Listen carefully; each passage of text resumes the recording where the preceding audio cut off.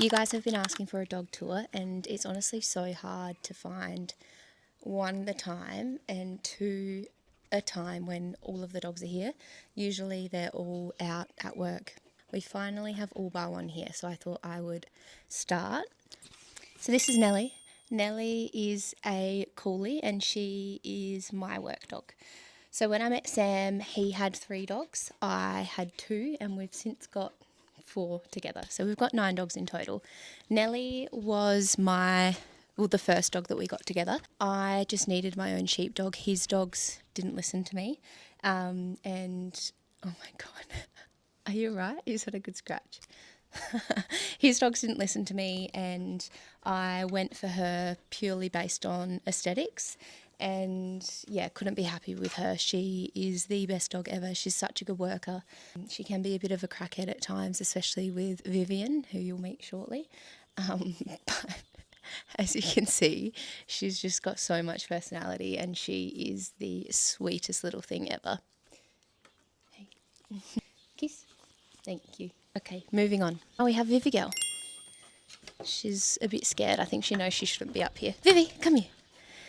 Vivian is Nellie's full sister, but she is about a year younger than her, not even. Nell will be 2 in March and Vivian just turned 1. We got her based off of how much we love Nell and how much of a good worker Nellie was. She's on heat at the moment, so if you saw a whole heap of stuff going on, just ignore that. Lily, get down. Honestly, if we had have known how different they were, we probably wouldn't have. We love her, but she's never going to be the work dog that Nell is. She didn't have a great start to life. I don't think she was like abused or anything, but yeah, she just didn't see much or experience much. So she's a very nervous girl. Yeah, she's just going to be a really slow burn, and only now does she come up to us for pats and actually shows us love without us calling her. But her and Nellie are best friends, which, yeah, love that for them. As you can see, Vivian is like the pest of the family. They're really putting on a show for you now. Everyone loves her, but everyone hates her at the same time. Willie, get down. As you can see, she's on heat. Wilson's just sex, so he can't do anything, but doesn't stop him from being interested. Can you get up? Oh my God, this is Ham. I'm sure you have all seen Ham by now. Ham is our rescue puppy.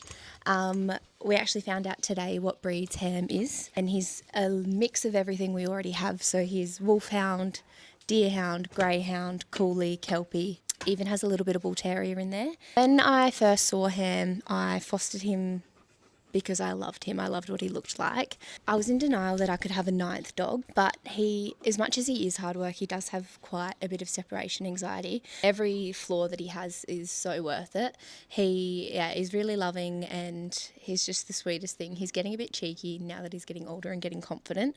Couldn't imagine him not being here. He has just slid into the family better than we could have imagined. Come here, big boy. This is Willie. Wilson is mostly wolfhound. He's just going to be a pest, so I'll let him go. He's mostly wolfhound. He is 4. He just turned 4 in July. He's also got, I was actually looking at his DNA test today. I think it's like 9% Great Dane, 30% Deerhound. I forgot where I was at. I was talking about his breeds. He's like 10% Dane, I think like 50% wolfhound, and then the rest of it's made up with deerhound and greyhound. He's probably one of our easier dogs. Well, actually, no, he's just easier than Harry. He is dumb, to put it nicely, but that is what makes him easy as well, because he doesn't try and run away or jump out or anything. I think if he was a bit smarter he would, because he just doesn't realise how big he is. He's like the designated dog police. He's about to do it now. He'll run around and tell the dogs off if they're like the puppies mainly, if they're playing or chewing on something that they shouldn't. Wilson just comes and barks until they stop. And he's also our guard dog, so he doesn't like sleeping inside at night. It patrols and barks, and yeah, I think that he's probably partly the reason why our chooks are safe and we haven't had any foxes at the house, touch wood. Then we have my sweet, sweet hound. The dogs are still going mad, so just ignore the background noise. Harry is 5. She was 5 in... When were you 5? September? Yeah, September. She is mostly deerhound. I think she's like 40% deerhound, 20 or 30 wolfhound and greyhound, and then she has like 5% Staffy from memory. She is the most sensitive dog that we have. She has been medicated before for her anxiety. She's scared of the wind, any sort of weather event, thunderstorms. She's not on like her daily medication anymore. Now that we've moved to this house, she's much happier. Still on medication for thunderstorms, so she just gets situational meds which seem to work. They say that you can't have favourite children, but Harry is my favourite. She was my first dog. Sorry, not my first dog, but out of all of these dogs, she was the first one. And yeah, I got her at a time where I'd just lost my last dog and like wasn't really doing okay, and she made it all better. She is a princess and she's treated like a princess as well, but we love her and my partner loves her, and yeah, literally everyone in our life is really understanding of how much I love her, and they just don't question it. But she comes with us everywhere, mainly because of her anxiety, and it's just easier for her to come with us, but also because I'm like lost without her as well. So yeah, that's Miss Hound. This is Doug. Doug is a kelpie with a little bit of border collie. He, I believe, is turning 11, or yeah, I'm pretty sure he's turning 11 next month. He is very sweet to humans, but a grumpy old man to other dogs, unless they're female dogs. He was my partner's first sheepdog, and yeah, he's a really good worker, and he is the one that has taught Nell pretty much everything that she knows. They work really well together. He'll kind of point her in the right direction, and she'll do the hard work. They're a good team together. Hey, Dougie. This is George. George is the sweetest little thing ever, but he is quite timid. He is a coolie border collie. Yeah, he's so sweet. He loves the other dogs. Him and Wilson had like a bromance for ages when they first met, but I think they've both grown up and don't really like playing anymore. Yeah, George is the sweetest little thing ever, but he is a big fatty. He gets into the rubbish and literally anything, he will eat it, and you can tell, the poor thing. He does like to work, but on his terms, because he does hold a bit of extra weight, he gets tired pretty easily. And can you not do that on camera, thank you? And he'll just walk home. So one day he walked like 30 k's home rather than muster because he just couldn't be bothered. We say that he's like a homing pigeon. If you lose him mustering or he runs away, but always comes home. The drone's just gone up, so Wilson's lost his mind. This is Wilma. Wilma is a border collie kelpie. She is also a work dog, but much like George, she'll kind of only work when she wants to. She's probably not as good as the others. She has probably too much bite and bark, and like not enough patience. And yeah, as you can tell, she's very sweet, but a little bit like Doug, she's selective with who she likes. So she loves Doug and George, doesn't so much love the other dogs, but they just know to give her space, and we don't really have any dramas.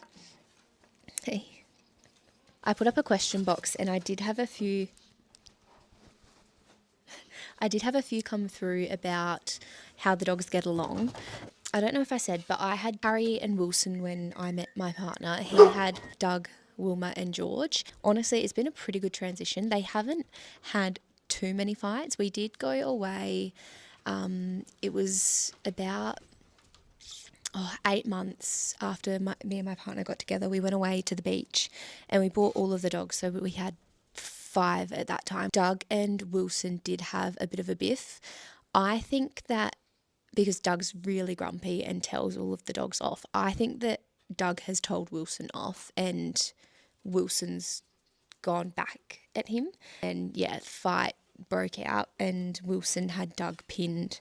Luckily there wasn't I was up the beach and my partner wasn't there, so my partner's extended family were there and kind of like, yeah, didn't really know what to do because Wilson was so big. I ran down the beach and like got there within reasonable time.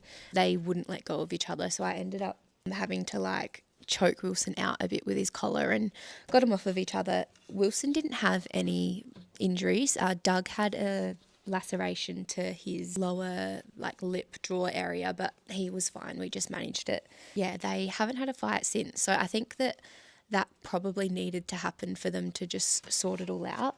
Like I said, we're lucky that Wilson's a bit of a dum-dum because I don't think that he knows that there's like such thing as like alpha dog or being in charge. He's just like happy being him, whereas Doug is the alpha and wants to be alpha. And yeah, Doug is very smart and just knows to leave Wilson alone, where Wilson isn't that smart and wouldn't even think twice about it. I think that Nellie and Viv, Nellie especially, are probably getting to the age where they are maturing and we might have some dramas. Nell sucks up to Wilma really bad because Wilma just gives her nothing. I'm kind of expecting them to have a bit of a tussle at some point just to sort it out. We are really lucky they do all get along really well. We're lucky that most of our girls are just the sweetest things ever and like are not bothered. And then we have Teddy boy. Ted is our problem child. He was the sweetest thing ever when we first got him. He is Doug's son. So the station next door have a full tan kelpie and they asked if Doug could sire a litter for them. We thought that we would keep a boy out of them and we kept Ted. I think he was born in August, so he's not too old. When we first got him, he showed a lot of instinct, but that instinct quickly turned into hunting the chickens. Yeah, we're struggling with him at the moment. We don't know what to do. He's cute and he's sweet and he's going to be a great worker, but yeah, I just don't think we have room for a dog that kills things. And I don't know if anyone will want a dog that kills things. So that's something we're working through at the moment. We are trying to do some training with him.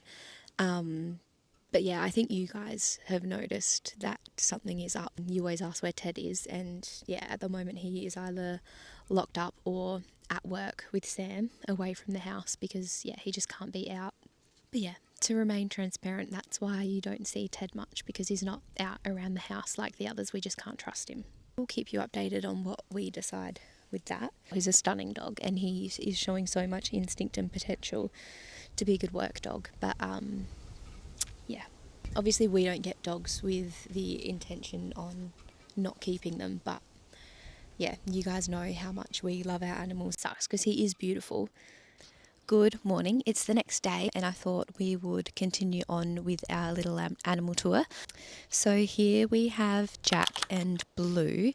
I'm pretty sure that Blue is the one closest to me and Jack is the one that's a little bit further away. Both of these are red kangaroos. Jack is obviously a boy, Blue is a girl. Do you have a pouch?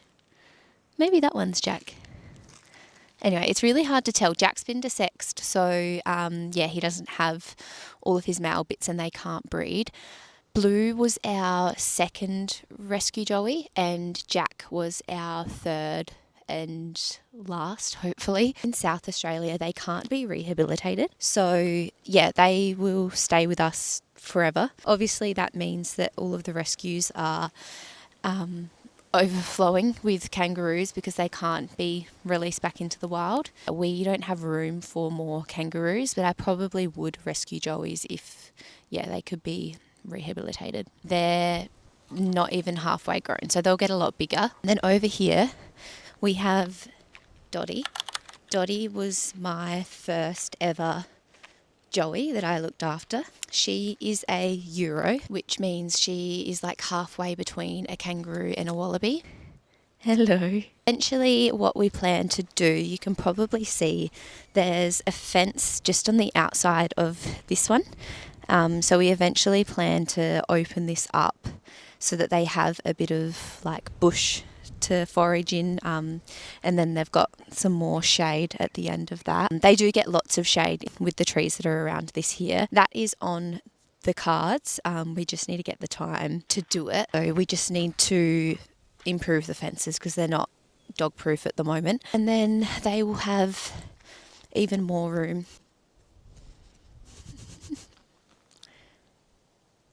We will head out to the goats. The goats just free roam.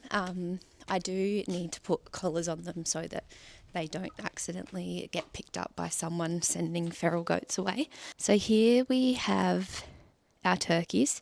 We have Mr. Gobbles in the back there, and then he's got some girlfriends as well. Okay, so there's our turkeys, and we have some more of our chooks in here. They kind of just free range and do whatever they want. Thanks!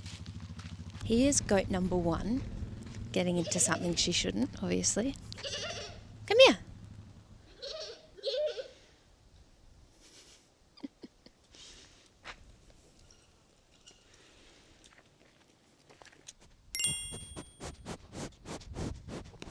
This goat over here, if you have been following us for a while, would remember Ruth. Rest in peace, Ruth. That is Ruth's baby. So Ruth ran away and got shacked up with a random billy. She's wild. She's got a lot better, but she doesn't like to be handled or anything. She just hangs around. It's all the animals that are really around the house at the moment. Actually, I've just seen Cookie, Rudy and their little friends. So maybe we'll go and hunt them down. Ruth also had another baby with a mini goat, so we got given an Australian miniature billy. His name was Andre, and he was so friendly, but just like typical billy goat, would piss on everything and smelt and was just a yucky boy. Anyway, he unfortunately got bloat, and yeah, it was too late. We came back from Adelaide and he was gone. We tried to puncture his rumen and let the gas out, but yeah, it just was too little too late, unfortunately. He did get to Ruth before he passed, so little Rudy here.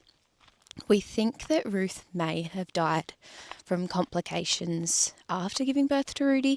I mean, it was like 2 weeks after, but she was fine and like healthy. She had no like discharge or anything, and then woke up one morning and she had passed. Not 100% sure, just can't think of anything else that it would have been. We had some potty lambs that we were raising when Rudy lost Ruth, so they've befriended each other. One of them is Cookie. You'll see why it's called Cookie. We always thought it was a boy, but turns out it's a girl. And then there's another lamb which was just orphaned. I found it when I was out checking waters. They're friends and they just come and go as they please. They're just out there. Rudy on the left, he has had his balls off. So yeah, he won't have babies. And then we have their friend, which doesn't have a name. I'm pretty sure that's a ewe lamb as well. And then Cookie out there to the right. But yeah, that's pretty much all of the animals up around the house. We always have babies coming and going between our own lambs that lose their mums for whatever reason. Goats, I can't help myself when we muster goats. If there's a cute baby, I have to save it. And then we always have calves as well, something that we're going to be getting back into in the new year. We raise dairy crosses, Frisian cross, Angus or Speckle Park, any beef breed, but we like the Angus and the Speckles. We're hoping to get into that again. So it's usually about 12 weeks of commitment and you give them milk morning and night. So it's not easy, but it is a good way to make like a second source of income. Heifers that we get, we will keep and we'll breed from. And then the steers will grow up and fatten up and then be sent to market. We do have a whole heap of calves. Well, they're not calves anymore, but cows that we did raise as calves. So I could go and show you them. Actually, I might go and do that because we're going away and I haven't checked on them in a while. We'll go and see our pet cows.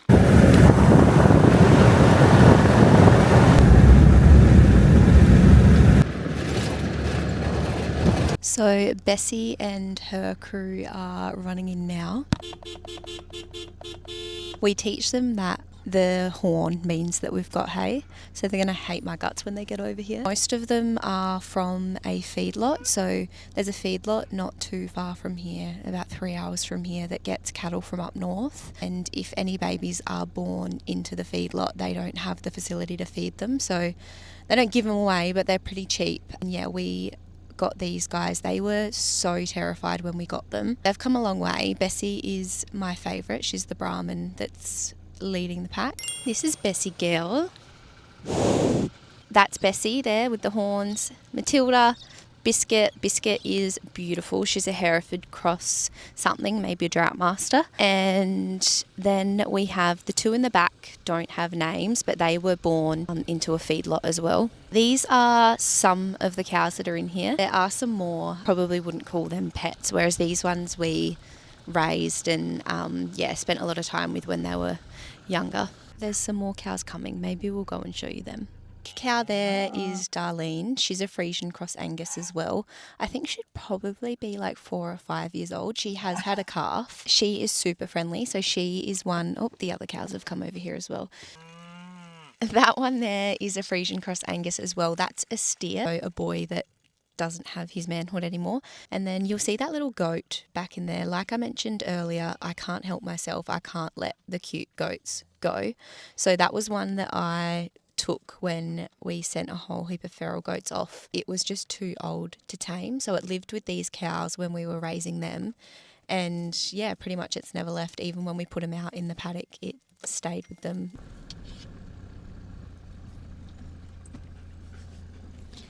This is the problem with pet cows, is they don't really move like normal cows. So this is another one we got from a feedlot. Most of the Hereford calves that you can see, so there's one in there hiding behind that tree. Most of them are calves that we took off their mums during the drought. But yeah, as you can see, they're pretty friendly now.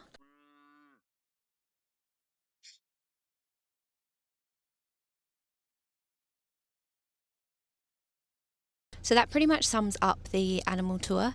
We obviously have a lot of other cows and sheep that are around, but yeah, I wouldn't really call them pets, so we'll leave them out, otherwise we might be here all day. If you have any questions about them, just reach out and I'm happy to answer, or comment below. We've got a cow right here. Thank you for watching, and I'll see you in the next episode.